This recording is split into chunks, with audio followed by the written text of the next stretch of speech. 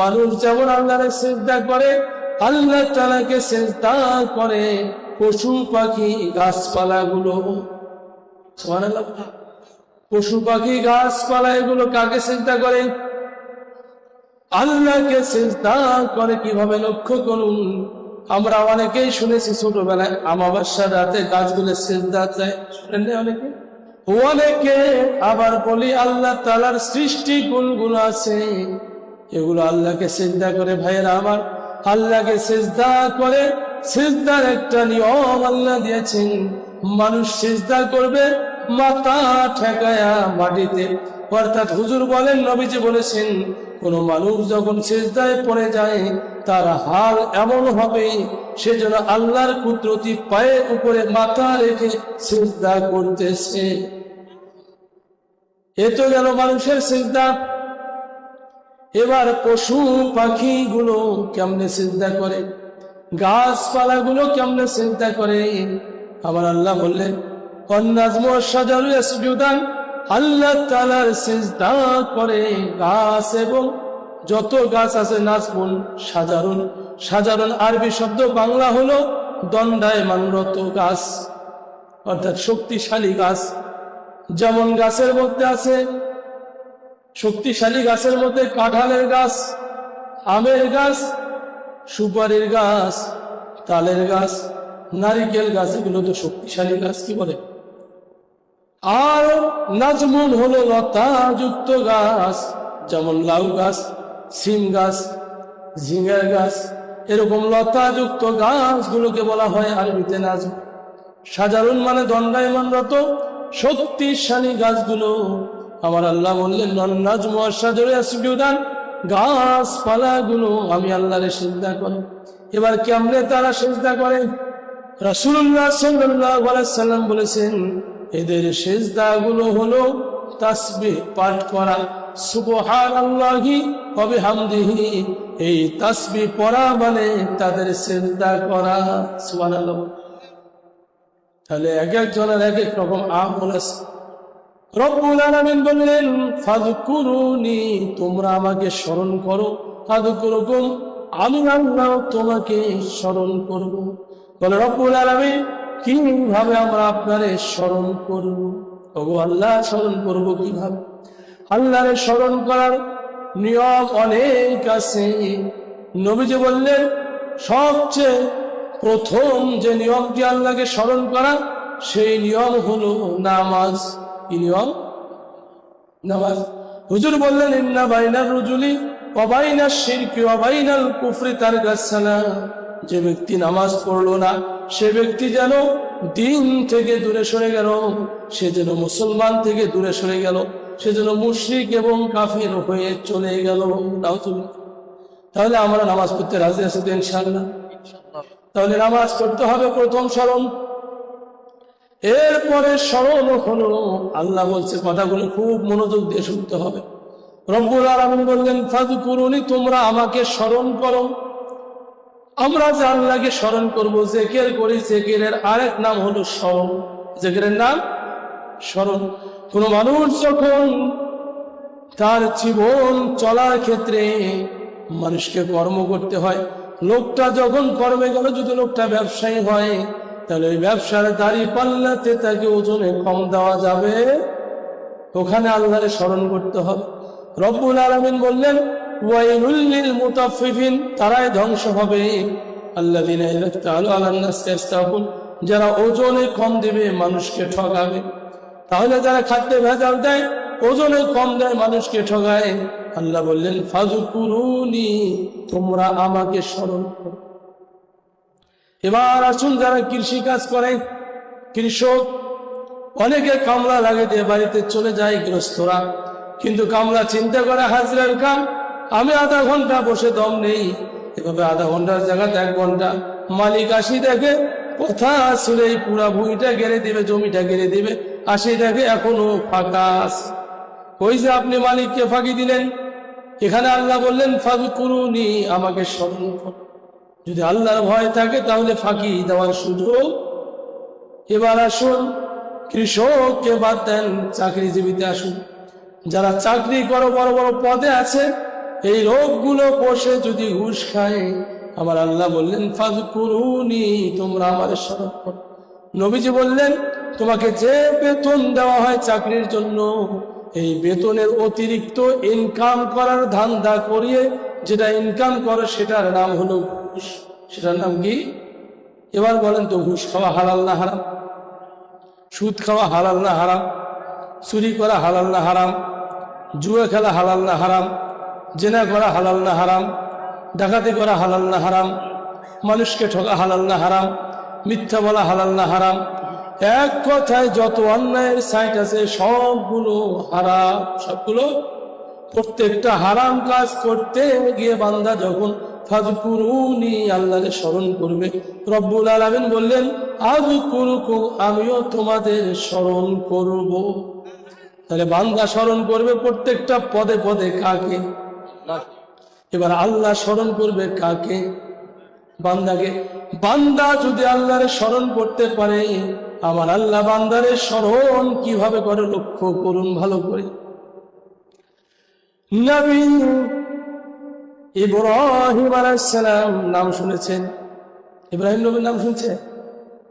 ইব্রাহিম নবী, ইব্রাহিম আলাইহিস সালাম তিনি আল্লাহরে স্মরণ করেছিল। নমরুদ চিন্তা করলো, আমি যে মুশরিকি কায়দায় চলি, আমি যে মূর্তিগুলো বানাই, এগুলো বাজারে বিক্রি করে আয় করি, সুতরাং এই আয়ের জন্য নমরুদ তথাকথিত সময়, তৎকালীন সময় দেশের বাদশা ছিল, আর ইব্রাহিম নবীর বাপের নাম ছিল আজর ইনা, মূর্তি পূজক ছিল।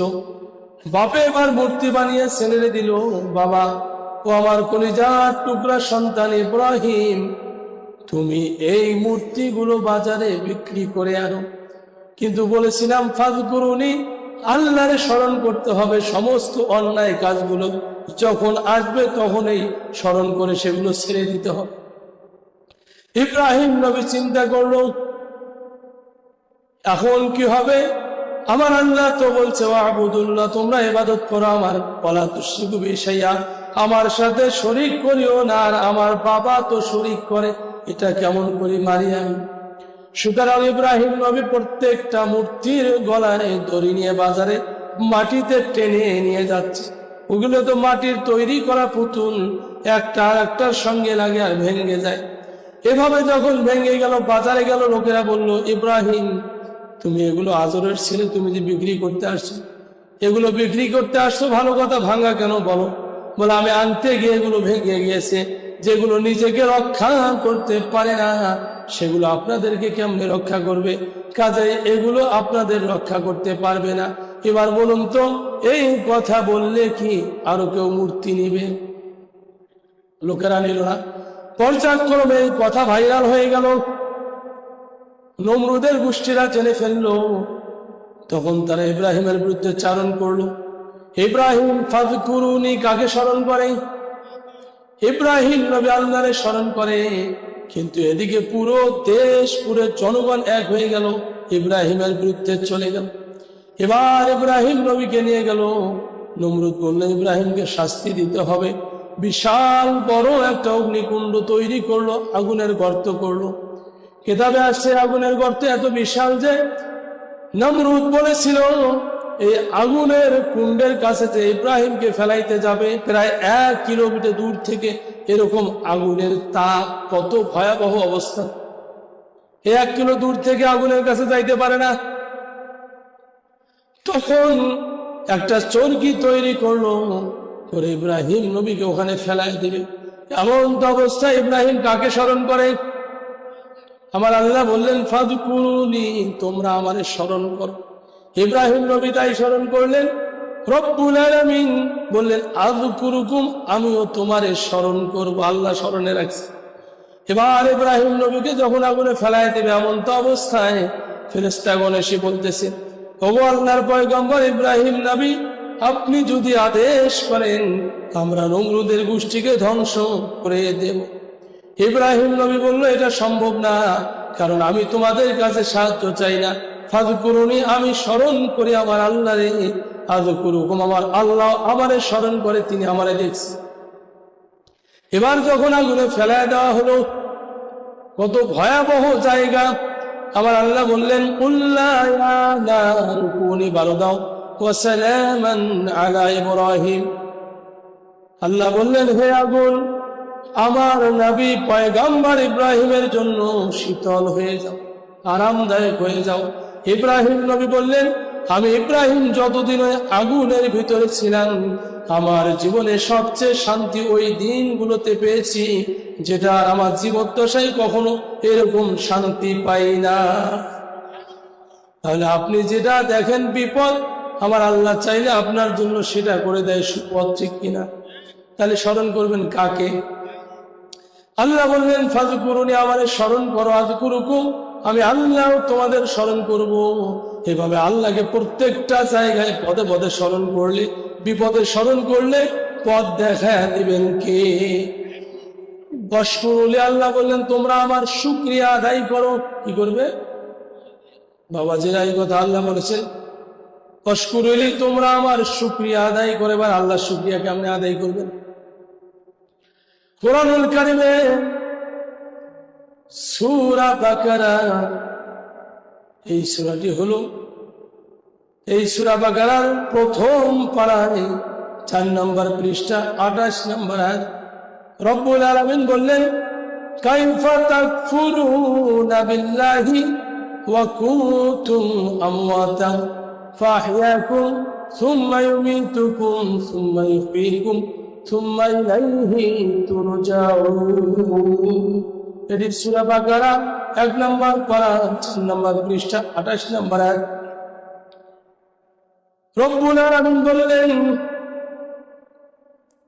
কাইফা তাকফুরুনা বিল্লাহ, তোমরা কিভাবে আমারে ভুলে যাও, আমার সাথে কুফরি করো, আমারে অস্বীকার করো, আমার সাথে গাদ্দারি করো। অথচ তোমরা সবাই ছিলে মৃত। আমরা সবাই কি ছিলাম? মৃত্যু। রব্বুল আলামিন বললেন, মৃত্যু যে তোমরা ছিলা, তোমরা কি ভেবে দেখো না আমি তোমাদেরকে জীবন দিলাম। কাইফা তাকফুরুনা বিল্লাহি ওয়া কুনতুম আমওয়াতা ফাহইয়াকুম, আমি তোমাদের জীবন দিলাম। আমাদের জীবন দিলেন কে? রব্বুল আলামিন জীবনের প্রসেসিং করে কিভাবে জীবন দিলেন, কান লাগান ভাইয়েরা। আবার এখানে শিক্ষার বিষয় আছে। আল্লাহ জীবন দিলেন কিভাবে লক্ষ্য করুন। জীবনটি দিলেন সর্বপ্রথম নবী আদমকে আল্লাহ বানাইলেন, এরপরে মা হাওয়াকে বানাইলেন। আল্লাহ তাআলা কোরআনে সূরা নিসায়ে প্রথম আয়াতে বললেন, 4 নম্বর পারা 16 নম্বর পৃষ্ঠা প্রথম আয়াতে বললেন, ইয়া আইয়ুহান নাসুত্তাকু রাব্বাকুমুল্লাযী খালাকাকুম মিন নাফসিন ওয়াহিদা। বললেন, আমি আদম হাওয়াকে সৃষ্টি করেছি এবং তাদের উভয়ের থেকে আমি তার আদম হাওয়া সৃষ্টি, তারপরে তার সহধর্মিণী সৃষ্টি করেছি।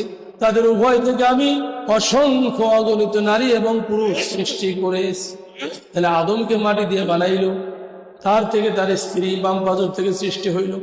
তাদের উভয় থেকে অবাস্থা মিনহুমা রিজালান কাসীরা ওয়া নিসা, অগণিত নারী এবং পুরুষ আল্লাহ সৃষ্টি করলেন। এই যে এখানে যারা আমরা আছি, আমরা পুরুষ না নারী? বাবাজিকে কথা বলছেন, আমরা পুরুষ না নারী? তা পুরুষের শক্তি বেশি না কম? আপনাদের আওয়াজ শুনে মনে হচ্ছে আপনারা মনে হয় চিন্তাতে আছেন পুরুষ না নারী। সারাটা জীবন সংসার করলেন, কারো বয়স হলো 30, কারো হলো 40, কারো হলো 60। এখন আওয়াজ শুনে মনে হয় আপনারা নারী না পুরুষ সন্দেহে। বলুন তো, আমরা সবাই এখানে পুরুষ না মহিলা? এবার শক্তিটা শুনলে মনে হয় পুরুষ। সম্মানিত হাজিরিন, লক্ষ্য করুন আমাদের কেমনে আল্লাহ সৃষ্টি করলেন। আমাদের সৃষ্টির পূর্বে রব্বুল আলামিন আমাদেরকে যখন পৃথিবীতে পাঠাবেন, একটি কথা মনোযোগ দিয়ে শুনুন। অনেকেই বলেন আপনার আমার জীবন সম্পর্কে বলে, অনেকে আমরা বলে এই দুনিয়ায় যে আসলাম, দুনিয়ার মধ্যে আসি, মরে গেলে তো কিছু হবে না, বলে কি বলে না? সুখ তো কোথাও পাই না, এরকম অনেকেই চিন্তা করে কি করে না? লক্ষ্য করুন ভাইরা আমার আল্লাহ সুবহানাহু ওয়া তাআলা জানাইলেন, যখন আমি তোমাদেরকে পাঠাইবার ইচ্ছা করলাম, প্রত্যেকটা মানুষ, হুজুর বলছেন, নবীজি বলছেন, প্রত্যেকটা মানুষ তার রুহের 4 মাসের ছোট। কয় মাসের ছোট? প্রত্যেকটা মানুষ তার রুহের 4 মাসের ছোট, অর্থাৎ রুহুটা 4 মাসের ছোট, বডিটা 4 মাসের বড়। বডিটা কয় মাসের বড়? আর রুহুটা হলো 4 মাসের ছোট, রুহুটা হলো 4 মাসের ছোট, আর বডিটা 4 মাসের বড়। এই বডিকে আরবিতে বলা হয় বাসার, চামড়া, দেহ ইত্যাদি বলা হয়। এই দেহটা রুহুর 4 মাসের ছোট। কয় মাসে? এবার কেমনে রুহু পূর্বে প্রবেশ করলো দেহের মধ্যে? রুহু প্রবেশ করলো এইভাবে, যখন আল্লাহ বললেন লুৎফা, তোমাদেরকে আমি বীর্য থেকে সৃষ্টি করেছি।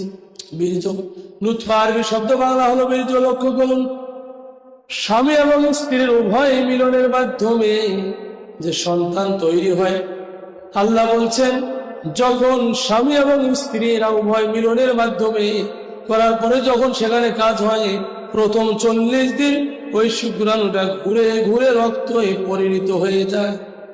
এরপরের 40 দিন গোস্ত হয়, তারপরে 40 দিনে বডি আকৃতি হয়। এভাবে 4 মাস ধরে ওখানে প্রসেসিং হয়। হওয়ার পরে বডি যখন তৈরি হবে, এমন তো অবস্থায় ফেরেশতাগণ বলে রব্বুল আলামিন, ওগো আল্লাহ, এখন এই বডিটা নারী হবে নাকি পুরুষ হবে? আল্লাহ জানিয়ে দেন, ও আমার ফেরেশতারা, এটা তুমি নারী আকৃতির তৈরি করো, তখন নারী হয়। যখন আল্লাহ বলেন পুরুষ আকৃতির তৈরি করো, তখন পুরুষ হয়ে যায়। কাজেই নারী পুরুষ সৃষ্টির মালিক কে? অনেক ভাইয়েরা আছে, বাবাজিরা আছে, চিন্তা করে কন্যা সন্তান হলে মনটা একটু বেজার হয়, পুরুষ হলে একটু খুশি হয়, আনন্দিত হয়। যে মানুষ পুরুষ সন্তানে খুশি হয়, কন্যা সন্তানে নারাজ হয়, সে মানুষ আল্লাহর হুকুম পালন করলো না। ঠিক কিনা?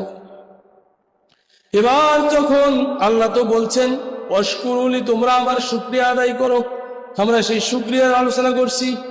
এবার যখন ওই জায়গার মধ্যে আল্লাহ যখন রুহু ঢুকায়া দিল, তাহলে বডির বয়স হলো 4 মাস। এই 4 মাস পরে রুহু আসি প্রবেশ করে, আর এই রুহুগুলো 4 মাসের বডির থেকে ছোট। এবার যখন এরা পৃথিবীর জমিনে আল্লাহ তাআলা পর্যায়ক্রমে তাদেরকে পাঠিয়ে দেয়, ভূমিষ্ঠ হয়ে যায়। একজন মা যখন সন্তানকে পেটে ধারণ করে, ওই মা দুখুনি এত কষ্ট করে, সন্তান যখন পেটে আসে নড়াচড়া করে, মায়ের খেয়ে শান্তি নাই, বসে শান্তি নাই, শুয়ে শান্তি নাই, এত কষ্ট করে তারা। সেই মায়ের কথা যারা ভুলে যায়, এরা কেমনে করে মুসলমান হয়? এরা সঠিক মুসলমান হতে পারে না, ঠিক কিনা? সুতরাং মা তো কষ্ট করলো, কষ্ট করার পরে পৃথিবীর জমিনে মা যখন ভূমিষ্ঠ করলেন, প্রসব করলেন সন্তান, সন্তানটি প্রসব হওয়ার পরে রব্বুল আলামিন আদেশ করে দিলেন, ওয়াল ওয়ালিদাতু ইরদি'না আওলাদাহুন্না হাওলাইনি কামিলাইনি লিমান আরাদা আন ইউতিম্মার রাদআ। কুরআনুল কারীমে সূরা বাকারা, এই সূরার মধ্যে আল্লাহ তাআলা 233 নম্বর আয়াতে বললেন, যখন একজন মা যখন সন্তান প্রসব করে, তখন বাবার দায়িত্ব হইল ওই মায়ের ভরণ পোষণ দেওয়া, আর মায়ের দায়িত্ব হইল সন্তানের 2 বছর দুধ পান করা। কয় বছর? তাহলে মায়ের দায়িত্ব হলো সন্তানের দুধ পান করাবে, আর এই সন্তানের বাবার দায়িত্ব হলো মায়ের খোঁজ খবর নিবে, মায়ের ভরণ পোষণ দিবে ঠিকভাবে, মায়ের খাবার বৃদ্ধি করে দিবে তার সাধ্য অনুযায়ী। কিন্তু এখন দেখা যায় অনেক পিতা আছে, সন্তান হওয়ার পরে তার স্ত্রীর সঠিকভাবে খোঁজ নেয় না, আছে না এরকম? আবার বাচ্চারা যখন পুষ্টিহীন হয়, বলে এটা কেমনে পুষ্টিহীন হইলে, এটা কিভাবে হয়? সুতরাং দায়িত্ব তো দেওয়া হয়েছে পিতাকে, পিতা ওই সন্তানের খোঁজ নিবে।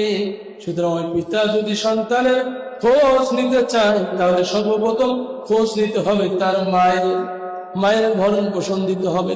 এরপরে মা সন্তানকে 2 বছর দুধ পান করাবে। এটি হলো কোরআনের আদেশ। কার আদেশ? কোরআনের আদেশ। সম্মানিত ভাইরা, এই আদেশ যদি কেউ না মানে, আর পরবর্তী টাইমে এসে যদি দেখে বাচ্চাটা পুষ্টিহীনতায় ভোগে, বাচ্চার শরীরে শক্তি নাই, দেখতে আধা পাগলার মতো দেখা যায়, বলুন তো এর দায় কে নিবে? বাচ্চার মা নাকি বাবা? কে নিবে? কাজের ভাইরা আমার লক্ষ্য করুন, যখন আপনার স্ত্রীর পেটে সন্তান আসবে তখন আপনাকে তখন থেকে খোঁজ বেশি করে নিতে হবে, খেয়াল রাখতে হবে, যাতে করে আপনার সন্তানের কোনো কষ্ট না হয়, স্ত্রীর কোনো কষ্ট না হয়। আমার আল্লাহ বললেন, ফাযকুরুনি, তোমরা আমাদের স্মরণ করা, আযকুরুকুম, আমিও তোমাদের স্মরণ করব। ওয়াশকুরলি, তোমরা আমার শুকরিয়া আদায়। তাহলে স্ত্রী একজন নিয়ামত, শুকরিয়া আদায় করতে হবে। সন্তান একটা নিয়ামত। এভাবে আল্লাহ তাআলা প্রত্যেকটা নিয়ামত দ্বারা ভরপুর করে দিয়েছেন। মা বাবা নিয়ামত, ঠিক কিনা বলে? এত কিছু পাওয়ার পরেও শুকরিয়া আদায় করতে হবে। ভাইয়েরা আমার, লক্ষ্য করুন, আল্লাহ সুবহানাহু ওয়া তাআলার শুকরিয়া আদায় করতে গিয়ে, তার হুকুম পালন করতে গিয়ে পৃথিবীতে অনেক নজির আসে। অসংখ্য মানুষ কষ্ট করে জীবন দিয়েছে, ঠিক কিনা বলে? যদি আপনি লক্ষ্য করেন, বরফের আব্দুল কাদের নাম শুনেছেন? বরফের আব্দুল কাদের জিলানী রহমতুল্লাহি আলাইহি, তার জীবনীতে এসেছে এই আব্দুল কাদের জিলানী রহমতুল্লাহি আলাইহি তিনি এত বড় পীর হইলেন, তার বাপের নাম কি জানেন? তার বাবার নাম কি? মাশাআল্লাহ, একজন বাবাদের মনে আছে, আবু সালেহ মুসা গঙ্গি। আব্দুল কাদের জিলানী রহমতুল্লাহি আলাইহির বাবা, তিনি একদিন হেঁটে যাচ্ছে, যাইতে নদীর কিনারায় হেঁটে যাচ্ছেন। এখানে কিন্তু একটা শিক্ষা আছে। হেঁটে যাচ্ছে, যাইতে একটা ফল পানি দিয়ে ভেসে আসছে। আর এই ফলটা যখন তিনি তুললো, ক্ষুধার যন্ত্রণায় খিদা লেগেছে, বেচারা চিন্তা করলো কিছু খাইতে হবে, আশেপাশে খাবার কিছু নাই। তখন ওই ফলটা পানি থেকে, নদীর ক্যালেন থেকে উঠে তিনি খেয়ে ফেলছে। এবার ক্ষুধার নিবারণ হইল।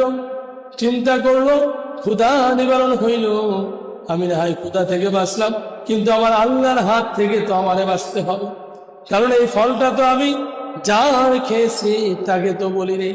সুতরাং না বলে খাওয়াটাই হলো চুরি করা, না বলে নেওয়াটা চুরি করার শামিল। এবার তিনি নদীর স্রোত যেদিকে আসতেছিল, তার উল্টো দিক, অর্থাৎ যেদিক থেকে স্রোত আসতেছে ওই সোজায় তিনি পিছন দিকে ছুটছে। যাইতে উজান দিকে ছুটছে। উজানের দিকে যাইতে বহুদূর পার হয়ে দেখলো ঠিক যে ফলটি তিনি তুলে খেয়েছেন, এই ফলের গাছ ওখানে আছে। বেচারা চিন্তা করলো, এই গাছের ফল তো আমি খাইলাম, এবার এই ফলের মালিক কোথায়, গাছের মালিক কোথায় খুঁজতে হবে। গাছের মালিককে খুঁজে বার করলো। বার করার পর বললো, বাবাজি, আমি একটা ভুল করেছি, আমারে ক্ষমা করে। বলে, বাবা কি ভুল করেছো? বলে, আমি একটা ফল খেয়েছি, আপনার গাছের ফল, গাছ থেকে ছিঁড়ে পড়ে নদীতে ভেসে গিয়েছে। আমি খাওয়ার পরে মনে হইল আমি তো এই গাছের মালিককে বলি নাই, কাজে আমার বলার জন্য ইচ্ছা হইল, আমি আপনাকে না বলে খাইলাম, আপনি মেহেরবানি করে আমারে মাফ করে দেন। গাছের মালিক বলল, বাবাজি, মাফ তো এত সহজে হবে না। বলে, কেমনে মাফ হবে? বলে, 12টা বছর আমার গোলামি করতে হবে। চিন্তা করছেন, একটা ফল পানি দিয়ে ভেসে যাচ্ছে, সেই ফল তুলে খাইল। আবার মালিকের কাছে খোঁজে আসলো, সেই মালিক চান্স পাইল, চান্স মতো শর্ত বসায় দিল, 12 বছর আমার গোলামি করবে। কত বছর? আর এখন তো চোরেরা রেডি হয়ে থাকে, রাত কখন গভীর হয় দৌড়ি যা চুরি করবে, ঠিক কিনা? এ চোরেরা কেমনে মুসলমান হয়? ওলিদের জীবনী থেকে লক্ষ্য করুন। কাজে ভাইরা আমার, ফল খাওয়ার পরে মাফ চাইলো, 12 বছর শর্ত দিল। তিনি 12টা বছর গোলামি করলেন। একদিন আগে বললেন, বাবাজি, আমার তো 12 বছর কালকে পূরণ হবে, আমারে যাইতে দেন, আমি কাল যাব। বললো, না, এখন আর যাইতে দেবো না, আরো 2 বছর গোলামি করবে। বলে, আমার দোষ কি, কেন আরো 2 বছর বাড়িয়ে দিলেন? বলে, ওই যে 12 বছর একদিন আগে বলছো, এইটাই তোমার দোষ, কথার উপরে কথা বলেছো, এইটাই তোমার দোষ। কাজে মুরব্বীদের সামনে কথার উপরে বেয়াদবি করা যাবে না, এইটাই হলো ছেলেদের দোষ, ঠিক কিনা? মুরব্বী বাবাজিদের সামনে কোনো কথা বলা, রাগ হওয়া, গালিগালাজ করা যাবে না। মা বাবার উপরেও করা যাবে না। মা বাবা তো সবচেয়ে বড় মুরব্বী, কি বলেন, ঠিক কিনা? এবার যখন চান্স পাইল আরো 2 বছর বাড়িয়ে দিল। এবার এই 2 বছর পরে তিনি আর কিছু বলে না, না জানে আর একটা বেয়াদবি হয় কিনা। সারাদিন চলে গেল। পরের দিন বলল, বাবাজি আমার যাইতে দেন। বলে, না বাবা, শর্ত পূরণ হইল না, কারণ আমার একটা শর্ত মানে নিলে আমি তোমারে মাফ করে দেব। তার মানে তিনি মনে মনে চিন্তা করলেন, এত সুন্দর ভালো ছেলে, ভদ্র ছেলে, চরিত্রবান ছেলে জীবনে আর পাবো কিনা সন্দেহ আছে, কাজে একে যেহেতু পেয়েছি ছেড়ে দেব না। মালিকের চিন্তেই, কিন্তু মুখে বলেন, মুখে বললেন, আমি যে শর্ত দেব এটা যদি পালন করো আমি তোমারে মাফ করে দেব। বললো, কি শর্ত বাবাজি বলেন, আমি তবুও মাফ চাই। বলে, শর্ত হলো আমার একটা মেয়ে আছে, মেয়েটা অন্ধ, চোখে দেখে। মেয়েটা অন্ধ বলছে, আমার একটা মেয়ে আছে অন্ধ, দেখে না, এবং মেয়েটা হলো ঠসা, কানে শোনে না। মেয়েটা হলো ল্যাংড়া, মেয়েটা কিন্তু হাঁটে না। আমার এই মেয়েটার 3টা দোষ, এই মেরে বিয়ে করলে আমি তোমারে মাফ দেব। কটা দোষ? প্রথম দোষ হলো মেয়েটা আমার অন্ধ, চোখে দেখে না। দ্বিতীয় কথা হলো মেয়েটা আমার ঠসা, কানে শোনে না। তৃতীয় হলো মেয়েটা আমার ল্যাংড়া, হাঁটে না। এবার বলুন তো যুবক ভাইরা, যদি আপনাদেরকে বলা হয় যে মেয়েকে বিবাহ করবেন তার এই 3টা দোষ আছে, তাহলে কি আপনারা বিয়ে করতে চাবেন? কেউ চাবে? যারা বিয়ে করবে তাদের কথা বাদে দিলাম, এখানে যারা অভিভাবক আছেন, যদি বাবা যেটা বলা হয় আপনার ছেলেকে এরকম 3টা খুঁত এইরকম মেয়ের সঙ্গে বিয়ে দেওয়া হবে, আপনারা কি রাজি হবে? রাজি হবেন? হবেন না, এটাই স্বাভাবিক। কারণ অন্ধর সঙ্গে ছেলের বিয়ে দিয়ে যন্ত্রণা কেউ করতে চায় না। ঠসা তো আরো শোনে না। শ্বশুরি কইবে, মা এতি আইসো, ও ঝাড়ু ধরি বেড়াইবে, শ্বশুরি কি কয়, বিপদ পাইবে না কমবে বলেন। ল্যাংড়া হলে তো আরো মুশকিল। স্বামী কবে ভাতের প্লেটটা এদিকে দাও, আর স্ত্রী তো ওখান থেকে উঠতেই পারবে না। কাজে আপনার আমার স্ত্রীগুলো ভালো আছে তার থেকে, এই জন্য শুকরিয়া আদায় করুন, আলহামদুলিল্লাহ। এই নিয়ামত পেয়েছেন, তারপরেও তাদের সঙ্গে দুর্ব্যবহার করেন, এটা করা যাবে?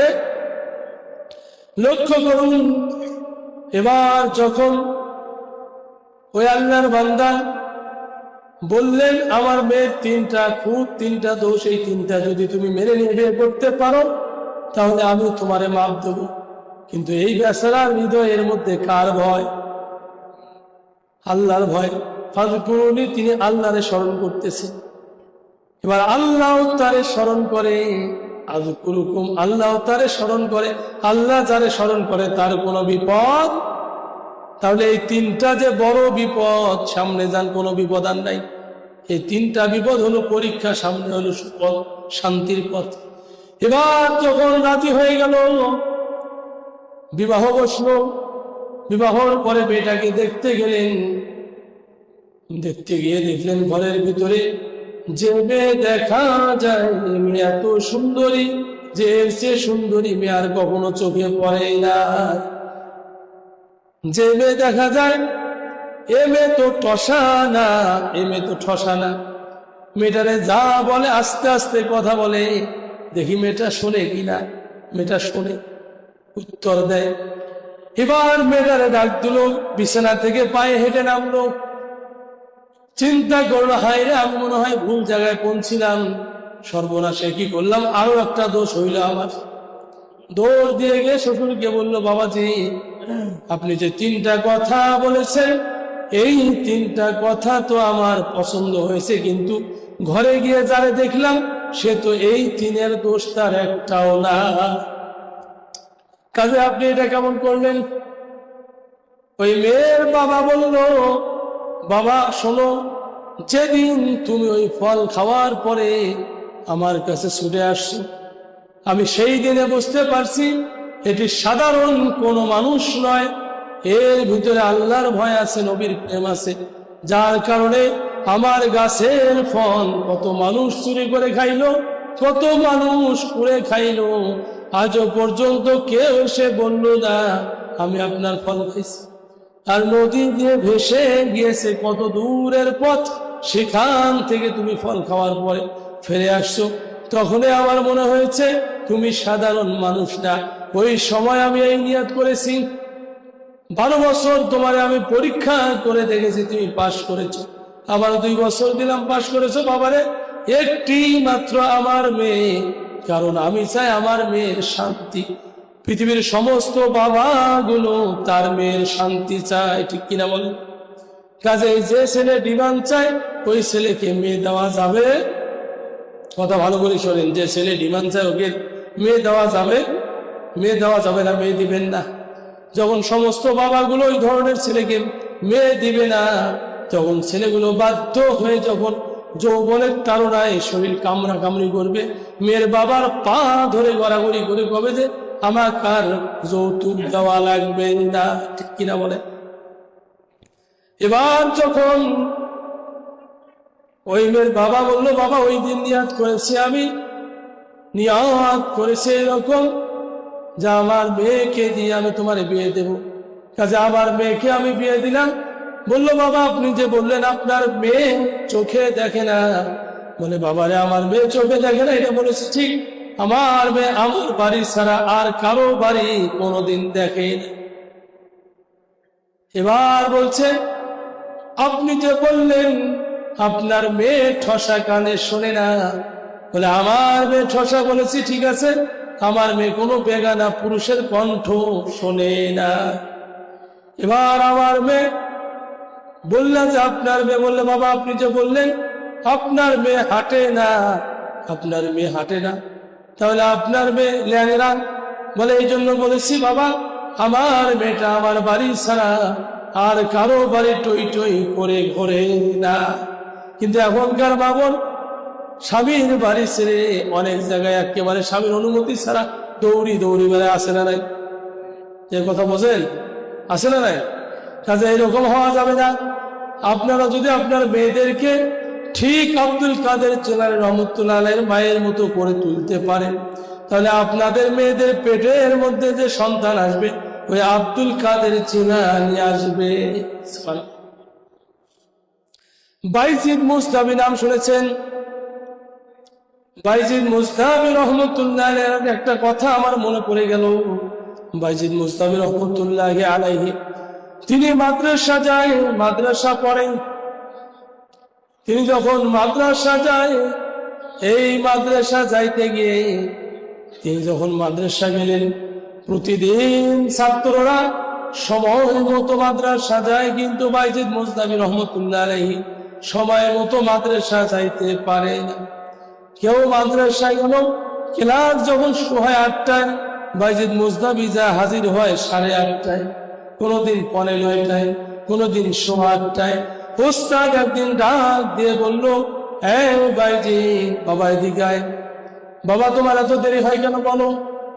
বলে হুজুর আমার দেরি হয়েছে আজকে, আজ একটু আমার অসুবিধা ছিল, দেরি হয়ে গেছে। এবার তার পরের দিনও দেরি হইল। আবার ওস্তাদ বলল, বাবা বাইজিদ তোমার এত দেরি হইল কেন বলো? বলে আমার একটু আজও কাজ ছিল, আমার দেরি হয়ে গেছে। তৃতীয় দিন হুজুর বলল, বাবা বাইজিদ রে এদিকে আসো, তোমার এত দেরি হইল কেন? বলে আমার একটু অসুবিধার জন্য দেরি হয়ে গিয়েছে, হুজুর আমারে মাফ করে দেন। চতুর্থ দিনের বেলা হুজুর বলল, এই বাইজিদ আজ দেখতেছি ছুটির ঘন্টা বেজে যায়, তুমি এই সময় এসে হাজির। ছুটি হবে ভাব, এখন তুমি আছি হাজির, কাজে তোমাকে আজ ছেড়ে দেওয়া হবে না। মাদ্রাসার সমস্ত ছাত্রদেরকে ডাক দিল, বাইজিদের বিচার হবে। হুজুর বসে গেলেন, মোদাররিস বসলেন চেয়ারের মধ্যে, ডাক দিলেন, বাইজিদের দিকে আসো। বাবা আসলো, যে তোমার পরপর 3 দিন কথা শুনেছি আর শুনতে রাজি নাই, এবার বলো তোমার এত দেরি হইল কেন? বলে হুজুর আমার দেরি হইল এই জন্য, আমি যখন বাড়ি থেকে আসতেছিলাম হুজুর, আপনি প্রথম দিনের ঘটনা আমার যখন বললেন এত দেরি হইল কেন, আমি আমার মায়ের সেবা করতেছিলাম। আমার মা আমারে ডাক দিয়ে বলেছিল, বাবা বাইজি, হ্যাঁ বাবা বাইজি, তুমি এক গ্লাস পানি নিয়ে আসো, আমি পানি খাবো। আমি যখন পানি আনতে গেলাম, আগে তো টিউবওয়েল ছিল না, কূপ ছিল। পানি আনতে গেলাম বহু দূরের পথ। পানি এনে যখন আমি সামনে আসলাম, এসে দেখি আমার মা ঘুমিয়ে পড়েছে। পানি ধরে দাঁড়িয়ে আছি, পানির গ্লাস ধরে। আমার মা উঠলেন সকালে, বললেন, বাবা বাইজি। চোখ খুলে দেখলো ছেলে আমার দাঁড়িয়ে আছে। বলে, বাবা দাঁড়িয়ে আসো বাবা। বলে, মা আপনি পানি খাইতে চাইছেন, এই জন্য আমি দাঁড়িয়ে আছি তখন থেকে। যদি আপনি পানি ছাড়ার যদি দেরি হয়ে যায়, বা আপনার সাথে বেয়াদবি। এই ভাবিয়া বাইজি পানি ধরে দাঁড়িয়েছিল। মা পানি খাওয়ার পরে আল্লাহর কাছে বললেন, ওগো আল্লাহ, আমার এই সন্তানকে আপনার ওলি না বানাইয়া মৃত্যু দিয়েন না। মা দোয়া করলেন। বাবা যারা ভালো করে শুনুন, যুবক ভাইয়েরা আমার শুনুন, মায়ের দোয়া কবুল হয়ে যায়, কাজেই মায়ের সঙ্গে বেয়াদবি করা যাবে না, বাবার সঙ্গে বেয়াদবি করা যাবে না। প্রিয় ভাইয়েরা আমার, এবার যখন দ্বিতীয় দিনের কথা প্রশ্ন করলো, বলে দ্বিতীয় দিন কেন দেরি হইল? বলে এই জন্য দ্বিতীয় দিন দেরি হইল, আমি দ্বিতীয় দিন যখন আসি, আমার মা অসুস্থতার কারণে কাপড় চোপড় নষ্ট করছে, ময়লা হয়ে গেছে। আমি মায়ের কাপড়গুলো ধুয়ে দিয়েছি, যার কারণে আসতে আমার দেরি হয়ে গেছে। তৃতীয় দিন কেন দেরি হইল ভাইজি?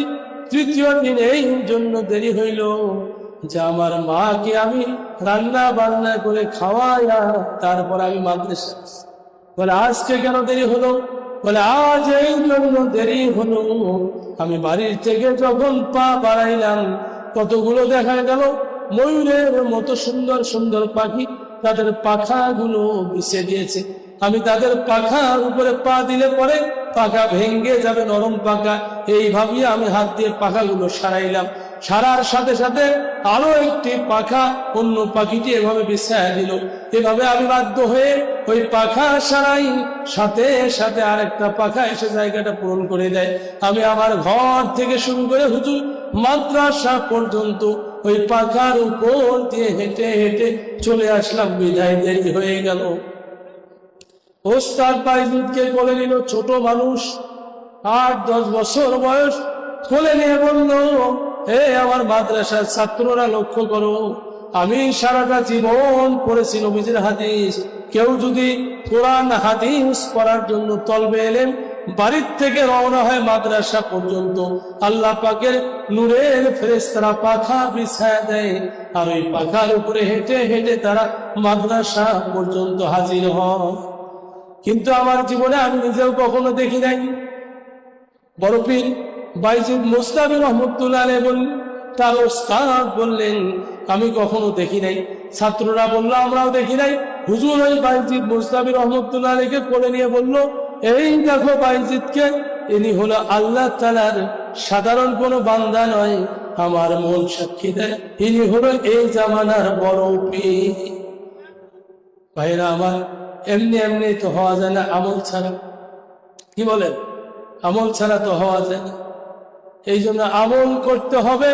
আমল যদি না করেন কোনো লাভ আছে। বাবাজিরা সারাটা জীবন শুনবেন, আমল করবেন না, কোনো লাভ হবে? ওই জন্য বলা হয়েছে, পৃথিবীর জমিনটা, আল্লাহর নবী বলেন, এটি মুসলমানদের জন্য কয়েদখানা, অর্থাৎ জেলখানা, আর এটা কাফের মুশরিকদের জন্য বেহেশতখানা। এই যে আজকে একটা মাহফিল হচ্ছে, দেখবেন আশেপাশে কত মানুষ আছে, কিন্তু জায়গা মতো না, ঠিক কিনা বল? যেই দিন আল্লাহ ডাক দিবে হাসরের মাঠে, ডাক দেওয়ার পরে যখন বলবে, কমতাসুল ইয়াওমা আইয়ুহাল মুজরিমুন, সূরা ইয়াসিন 23 নম্বর পারায়, হে অপরাধীরা তোমরা আলাদা হয়ে যাও। ওই দিন তারা আলাদা হবে। যেখানে কোরআনের কথা হয়েছে সেখানে মানুষ নাই, যে যতগুলো মানুষ ছিল এরা ওই দিন আলাদা হবে। আর ওই মাহফিলের আওয়াজ শুনেছে কেউ বা চায়ের দোকানে, সেগুলো হবে চায়ের দোকানের পিছনে লাইন। কেউ বা হাঁটি বাড়ির মধ্যে, এগুলো হাঁটি বাড়ির পিছনে লাইন হবে। এক একজন এক এক দলে থাকবে, এগুলো বিভিন্ন জন বিভিন্ন দলে দলভুক্ত হবে। ওই দিন আফসোস করে বলবো, হায় আফসোস, যদি আমরা বুঝতাম তাহলে এই ভুল করতাম না। এই জন্য এখনো সময় আছে, জীবন দিয়েছেন আল্লাহ, মৃত্যু দেন আল্লাহ। আমার আল্লাহ বললেন মিনহা খলাকনাকুম ওয়া ফিহা নুঈদুকুম ওয়া মিনহা নুখরিজুকুম তারাতান উখরা। মিনহা খলাকনাকুম, এই মাটি দিয়ে আমি তোমাদের সৃষ্টি করলাম। মাটির মানুষের কি কোনো পাওয়ার আছে? এবার লক্ষ্য করুন, একজন বুজুর্গকে একজন নাস্তিক 4টা প্রশ্ন করেছে। কয়টা প্রশ্ন করছে? একজন বুজুর্গকে একটা নাস্তিক এসে 4টা প্রশ্ন করেছে। বলছে, ও বুজুর্গ, আপনি যদি এই 4টা প্রশ্নের উত্তর দিতে পারেন আমি মুসলমান হব। নাস্তিক বলছে। প্রথম প্রশ্ন হলো, বুজুর্গকে বললেন, প্রথম প্রশ্ন হলো আল্লাহ সুবহানাহু ওয়া তাআলা যার কথা বলেন সকল সৃষ্টির স্রষ্টা যিনি, তাকে দেখা যায় নাকি? সকল সৃষ্টির স্রষ্টার নাম কি? আপনারা জানেন না? সকল সৃষ্টির স্রষ্টার নাম কি? নাস্তিক বলল সকল সৃষ্টির স্রষ্টা যিনি, তাকে দেখা যায়। প্রথম প্রশ্ন। দ্বিতীয় প্রশ্ন হলো না দেখা স্রষ্টাকে বিশ্বাস করার কথা বলা হয় কেন? যাকে দেখি না তাকে কেন বিশ্বাস করব? তৃতীয় প্রশ্ন হলো আপনি যাকে বিশ্বাস করার কথা বলতেছেন, এই যে না দেখা স্রষ্টাকে বিশ্বাস করব কেন? এটি হলো তার দ্বিতীয় প্রশ্ন। চতুর্থ প্রশ্ন হলো, তৃতীয় প্রশ্ন হলো চীনারা আগুনের তৈরি, কিসের তৈরি? চীনারা আগুনের তৈরি, আগুন হয়ে কিভাবে আগুনকে শাস্তি দিবে? তাহলে প্রথম প্রশ্ন হলো সকল স্রষ্টা যিনি, তাকে দেখা যায় না কেন? দ্বিতীয় প্রশ্ন হলো না দেখে স্রষ্টাকে বিশ্বাস করার কথা বলা হয় কেন? এবার তৃতীয় প্রশ্ন, যে স্রষ্টাকে বিশ্বাস করার কথা বলতেছেন, এবার সে স্রষ্টা যে শাস্তি দিবে, তাহলে শাস্তি যে দেয় জিনেরা আগুনের তৈরি, এই আগুনের জিন কিভাবে আগুনের জাহান্নামে পড়বে, শাস্তি হবে কেন? এই ছিল তার প্রশ্ন। আমাদেরও তো প্রশ্ন, আল্লাহকে দেখা যায় না কেন? ঠিক কিনা বলেন? না দেখে বিশ্বাস করার কথা বলা হয় কেন? তাহলে লক্ষ্য করুন, ওই বুজুর্গ একটা মাটির দলা ছিল তায়াম্মুম করতে, এটি দিয়ে দিছে একটা ঢেল। এক ঢেলে কপালের মধ্যে যখন লাগছে, কপালে আঘাত পাইছে, এবার বিচার সালিশ বসাইছে। বিচার সালিশ বসার পরে কাজীর দরবারে বিচার দিল। আমি বুজুর্গকে প্রশ্ন করলাম 4টা, বুজুর্গ আমার ঢালাইল। তখন বুজুর্গ বললো আমার এক ঢালের ভিতরে 4টে প্রশ্ন উত্তর আছে। বলে সর্বনাশ, এটা কেমন কথা? প্রথম উত্তর হলো আপনি যে বললেন সকল সৃষ্টির স্রষ্টা যিনি, তাকে দেখা যায় না কেন? তাহলে তাকে যেহেতু দেখা যায় না, আপনি বিচার দিয়েছেন আপনারা ঢেলাইছি, ব্যথা পাইছেন, আপনার ব্যথা দেখা যায় না। এবার দ্বিতীয় উত্তর হলো না দেখে সেটা বিশ্বাস করব কেন? আপনার ব্যথা তো দেখা যায় না, তাহলে আমি বিশ্বাস করব।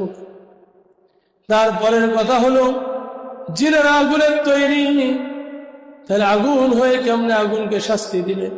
উত্তর হইল আমি যে জিনিস দিয়ে মাটি, তাহলে মাটি দিয়ে ঢালাইলাম, মাটির ঢেল আপনারে লাগলো কেন? উত্তর পাইছেন কি পান নাই?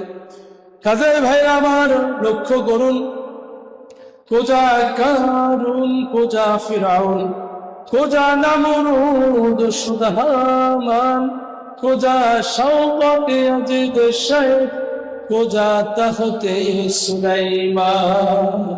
এখন জাহাজ গাড়ি হাওয়ায় কত কলেরই বিধান, ওগো বিনা কলে হাওয়ায় তো নবী সুলাইমান এর সিংহাসন, মোরা সেই মুসলমান। ঠিক কিনা?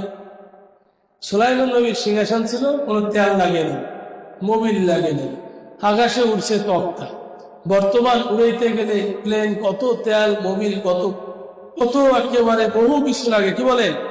কিন্তু যদি আমরা মানুষ আল্লাহরে মানি, আল্লাহ তাআলার যদি ইবাদত করি, আনুগত্য করি, আমার আল্লাহ সুবহানাহু ওয়া তাআলা এমন জান্নাত দিবে, বরকতময় জান্নাত, আর সেই জান্নাতের মধ্যে এমন বাহন দিবে। নবীজি বলেন জান্নাত হবে পৃথিবী সমান, 10টা পৃথিবী মিলে একটা আয়তন হবে জান্নাত। সর্বনিম্ন সবচেয়ে ছোট জান্নাতটির এত বড় আয়তন হবে।